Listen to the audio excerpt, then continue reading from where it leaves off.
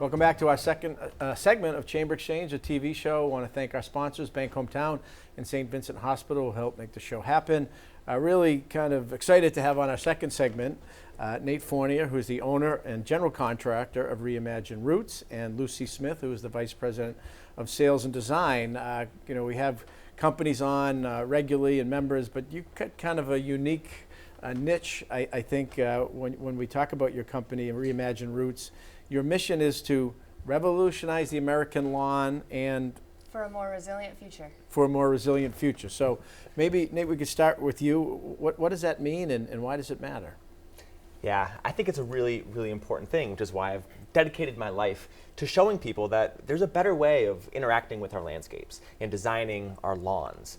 Right now, we love the perfectly manicured green grass lawn, but it doesn't add much value beyond the aesthetics. Sure, you can kick a soccer ball around, play with your kid, but we envision a future where every backyard is full of food and medicine and native plants and has all of these different functions stacked into this beautiful ecosystem that is full of life and love.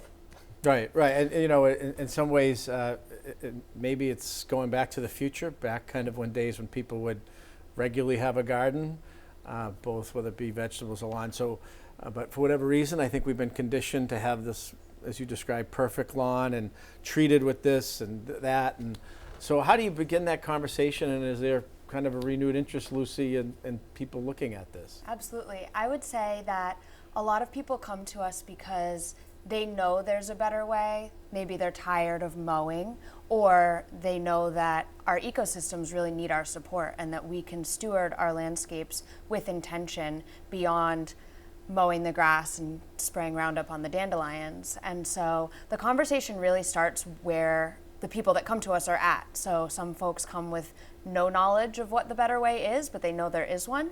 And other people have big visions of fruit tree orchards and greenhouses and a sauna with a four-season room and all of these things that can really immerse you into your landscape. And so we kind of meet people where they are and make it happen. Yeah, so I want to kind of get into that in a moment, but just maybe, by way of background, Nate, kind of how long have you existed and kind of what made you kind of to launch into this, given your background as a aerospace engineer? Yeah, and I'm not kidding, folks. He's a former aerospace engineer, or still an aerospace engineer with a new focus. Yeah, so I went to school here in WPI, born and raised in the Worcester area, and school.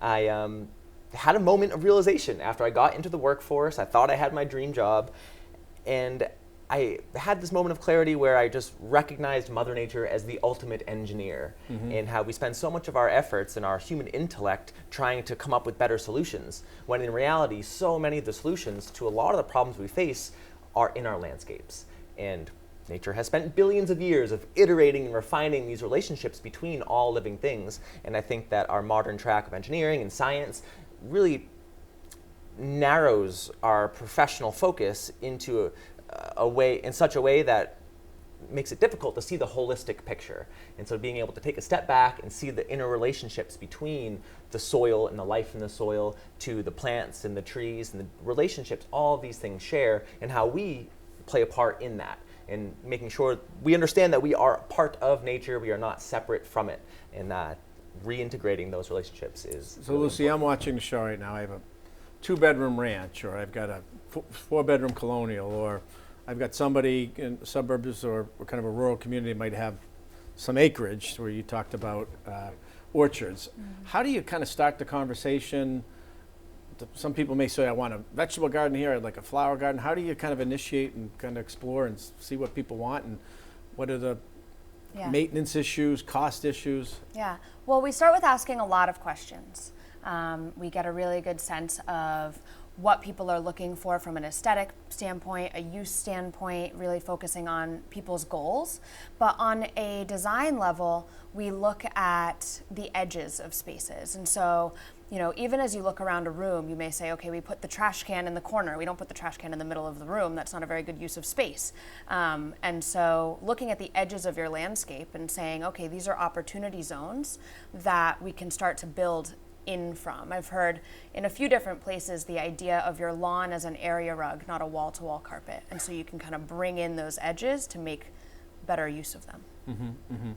And that's kind of where you start, and then that's sort of where you start. Yeah. And then based on those goals, you kind of iterate and develop. And something that Nate has spoken a lot about too is kind of that background of where we started from a heart perspective and that resilience and addressing a pretty fragile system. I mean, unfortunately, we see more and more natural disasters and, situations where there's a little bit of uncertainty in our resilience. And so addressing that and really focusing on the goals of the individual really guides that with that kind of approach. Yeah. Nate, is there like a project or two that you've done that you're particularly kind of proud of, or could maybe explain for our viewers about, how you work with a client or company? Definitely. Yeah, I'm so grateful to be in this space because it's such cool work. We get to create these beautiful, beautiful habitats for humans and for animals. Some of the projects that we work on, we really like to incorporate a lot of stonework and hardscaping into the more softscaping and the ecological side of things, and blending it all together to create this backyard oasis where you can come out and have a beautiful patio, and underneath the patio there's rainwater storage and maybe a bubbling fountain that's connected to the irrigation system, so you're recycling the rainwater, you have everything being irrigated properly, which is important for plant health and lower maintenance, and then being able to incorporate a pergola with grapes growing on it, surrounded by blueberry shrubs, and having a few raised garden beds and a greenhouse, and then all throughout a stepping stone pathway with wildflowers and just bursts of color and smells and tastes and all of these sensational elements of a really immersive garden experience. Yeah, and does it matter the size of a yard or property? No, you can do a lot in a really small space, and it's sometimes a lot easier to work within the constraints of a small area because you're forced to make the most value of every square inch of that space. Sometimes a client will have 5 acres and it's like, okay, I want to convert this all into a fully self-sustaining homestead. And it's like, okay, we can get there. Let's iterate and phase our way into that long-term vision. Is that feasible? Can you make 5 acres into a self-sustaining homestead? Absolutely, yeah. And of course we want to focus on the zoning of things, where it's like, okay, zone 1 is like right around the house. What are you going to use every day? What's the most practical and most important for you at this time, versus long-term expanding out as your time and budget and maintenance capacity allows. Right. And yeah, you mentioned budget. How do you kind of evaluate that or talk with people about that? Yeah, one great thing about landscaping is that there's a huge variety of options to choose from. And so we can always phase in the project in smaller sections to meet the budget, or we can do it all at once, or choosing different materials. Plants are a good example where you can spread wildflower seed and have a beautiful garden pretty quickly, but there's some risk there versus 1-gallon pots versus 5-gallon pots. Same with trees, and the price increases. Right. So we're making that judgment of time versus money. Yeah. So you can work with people based upon a budget, right? Definitely. Right. Yeah. So we talked about technology in our previous segment. So I assume technology plays a little bit of a role, or thoughts as you think about designing and looking at things. And as we're kind of talking, I'm visualizing, my yard or different scenarios as you've described them. Is there a place people can go to see some of the before and after work, or learn more online about what you've done? Yeah, absolutely. We have a really active Instagram and Facebook, and our website has some really beautiful showcases as well. We have a really talented team from both our, field crew members to the admin staff that are really active in keeping those things up to date, so that all of our exciting projects are available for people to view. There's a really cool map view on our website where you can actually look and see if we've worked on any of your neighbors' properties or in your neighborhood. And yeah, staying abreast of the things we're doing every day, and then always coming with new ideas as well. I mean, every property is different, and everybody's needs and goals for their family's use of their property is different. And so we get a lot of kind of custom requests that we're always really excited to explore with folks. Mm-hmm. And that's reimaginedroots.com. Yes. And if people go on there, I assume they can get your Facebook and Instagram handles, et cetera. Yes. And Central Mass, all over, Yeah, we're based in West Boylston. Yeah. And yeah, all throughout Central Mass, Worcester County in general. Yeah. And we've traveled a bit farther in the past, but we try to stay pretty tight to home. Yeah. Well, really interesting and timely, especially as we unfortunately hear about the tragedy in Texas, but also the issues around pollination and bees and kind of our ecosystem. It's really important that we be thoughtful in beginning out our front and back doors. Yeah. Well, really interesting segment. Nate, Lucy, thanks for joining us.